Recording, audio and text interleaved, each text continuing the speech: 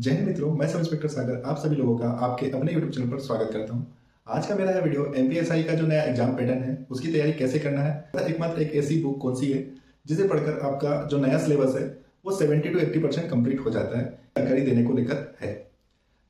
Video start करने से पहले मैं आप लोगों को बताना चाहता हूँ कि मैं अपने वीडियोज के माध्यम से एमपीएसआई की प्रिपरेशन बिफोर नोटिफिकेशन करा रहा हूँ, जिसके मैंने इससे पहले 2 वीडियो अपलोड किए हैं। जिसके एक वीडियो में मैंने एमपीएसआई की कंप्लीट जानकारी, एज क्वालिफिकेशन, एज, प्रमोशन, मतलब फॉर्म सबमिट करने से लेकर ज्वाइनिंग तक जो प्रोसेस होती है उसकी जानकारी दी है। तथा दूसरे वीडियो के माध्यम से मैंने एमपीएसआई का जो नया एग्जाम पैटर्न होने वाला है, कितने चरणों में एग्जाम होगा तथा एग्जाम का क्या सिलेबस रहेगा उसकी जानकारी दी है। तथा मैंने आप लोगों को जो तैयारी का पहला चरण है वह भी बताया था कि आप लोग तैयारी कहाँ से स्टार्ट करेंगे। इसी कड़ी में यह आज का वीडियो जिसमें मैं आप लोगों को एमपीएसआई के सिलेबस को कैसे कंप्लीट करना है की जानकारी दूंगा। आप सभी जानते हैं कि मध्य प्रदेश में चुनाव समाप्त हो चुके हैं। भारतीय जनता पार्टी अत्यधिक प्रचंड बहुमतों से विजय हुई है। इससे हमें कई फायदे होने वाले हैं। पहला फायदा यह होने वाला है कि जो भर्तियां जहां रुकी थी वह वहीं से स्टार्ट होगी, कोई नई प्रोसेस नहीं होगी। इसलिए हमें बहुत जल्दी नई वैकेंसियां देखने को मिल सकती है। दूसरा फायदा यह होगा कि जिन भी एग्जाम्स का एग्जाम रिजल्ट और बाकी चीजें रुकी हुई है वह भी बहुत जल्दी जल्दी पूर्ण होने की संभावनाएं हैं। अब हम बात करते हैं आज के वीडियो के मुख्य विषय पर। जैसा कि मैंने इससे पहले जो वीडियो बनाया था उसमें एमपीएसआई का सिलेबस आप लोगों को बताया था, जिसमें मैंने एमपीएसआई की जो प्रारंभिक परीक्षा होने वाली है उसके हिस्ट्री, ज्योग्राफी, संविधान, science, current affair, maths, reasoning, Hindi, English के बारे में आने की संभावना बताई थी, क्योंकि इसमें कोई अभी स्पष्ट उल्लेख नहीं आया। लेकिन जो मुख्य परीक्षा होने वाली है इसका वो कंप्लीट सिलेबस आ चुका है, जो कि मैंने पिछले वीडियो में बताया है, जिसमें मैंने पेपर 1 और पेपर 2, पेपर 1 के खंड का में क्या आएगा, खंड खा में क्या आएगा, पेपर 2 के खंड का में क्या आने वाला है, खंड खा में क्या आने वाला है, इसकी कंप्लीट जानकारी दी थी। तो बहुत से लोगों ने अपनी अपनी राय रखी और रखना जायज भी है, क्योंकि इतना विस्तृत सिलेबस है और ऊपर से माइनस मार्किंग है। मैं एक एक पॉइंट जो आप लोगों ने क्वेश्चंस में पूछे उनके बारे में बात करते हैं। सबसे पहले कि माइनस मार्किंग क्यों रखी है, कि बहुत से राज्यों में इस प्रकार की चयन प्रक्रिया है एमपीएसआई की जिसमें माइनस मार्किंग है, इसलिए स्टेट गवर्नमेंट ने इसमें माइनस मार्किंग रखी है। इतना बड़ा सिलेबस और इतने चरणों में एग्जाम लेना, तो इसके लिए भी यही जवाब है कि कई स्टेट्स में यह प्रक्रिया चल रही है, इसलिए एमपी ने भी इसे अपनाया है और नया बदलाव है, इसलिए इसका सभी को फायदा मिलेगा। आप ऐसा नहीं सोचिए कि यह सिर्फ आपके लिए हुआ है। जो बदलाव हुआ है इसे आपको एक नए मौके के रूप में लेना है, क्योंकि जो पहले से तैयारी कर रहे होंगे, जिनकी हिंदी इंग्लिश अच्छी होंगी, वो भी आज आपके बराबर हो गए, और जो आप नई तैयारी कर रहे हैं तो आप उनके बराबर हो गए। इसलिए दोनों को अब नई शुरुआत करनी होगी। तो हम जितने जल्दी शुरुआत करें उतना अच्छा फायदा है। चूंकि सिलेबस बहुत ज्यादा है, बहुत विस्तृत है, इसलिए जब तक नोटिफिकेशन आता है तो उससे पहले आपको सिलेबस का लगभग 50 to 60% कंप्लीट करके रख लेना है, क्योंकि यदि नोटिफिकेशन आ गया तो आप इसकी कंप्लीट तैयारी नहीं कर पाएंगे, जैसे कि आरक्षक भर्ती में हो चुका है। इसलिए नोटिफिकेशन आने से पहले आप लोगों को एमपीएसआई का जो सिलेबस है उसको लगभग 60 to 70% कंप्लीट करके रख लेना है। अब सिलेबस को कैसे कंप्लीट करें, तो सिलेबस कंप्लीट करने के लिए आपको एक स्ट्रेटजी पे काम करना होगा। सबसे पहले आप एक किताब है, वह किताब जो एक छोटे से छोटे एग्जाम की तैयारी करने वाले व्यक्ति से लेकर यूपीएससी की जो एग्जाम की तैयारी करता है उसकी टेबल पर भी मिलती है। जैसा कि आप सभी जानते हैं उसका नाम है लुसेंट। मेरी नजर में लुसेंट हर सरकारी एग्जाम की जननी है। यदि आपने लुसेंट को अच्छे से पढ़ा है, अच्छे से याद किया हुआ है, तो ये मेरी गारंटी है कि यदि उसमें जीएस जीके के जितने भी क्वेश्चन आते हैं उसमें से 80 to 90% क्वेश्चन लुसेंट में मिलेंगे।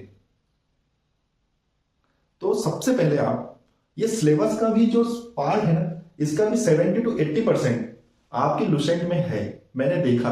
उसके बाद ही मैं आप लोगों से बात कर रहा हूं। मिलाकर देखा जाए, एक शब्दों में कहूं तो सबसे पहले आपको लुसेंट किताब पढ़ना है, और पढ़ना ऐसा है कि उसमें से कहीं से भी कोई भी क्वेश्चन आए तो आप उसको टिक कर लें। मेरा ऐसा मानना है कि 100 किताबें पढ़ने से अच्छा है एक किताब को 100 बार पढ़े। इससे आपकी मेमोरी में वह फिट बैठ जाता है, और जब एग्जाम में क्वेश्चन आता है ना, ये है तुक्का लगाने की नौबत आ जाती है। लेकिन इस बार माइनस मार्किंग रहेगी तो तुक्का भी लगाना संभव नहीं होगा।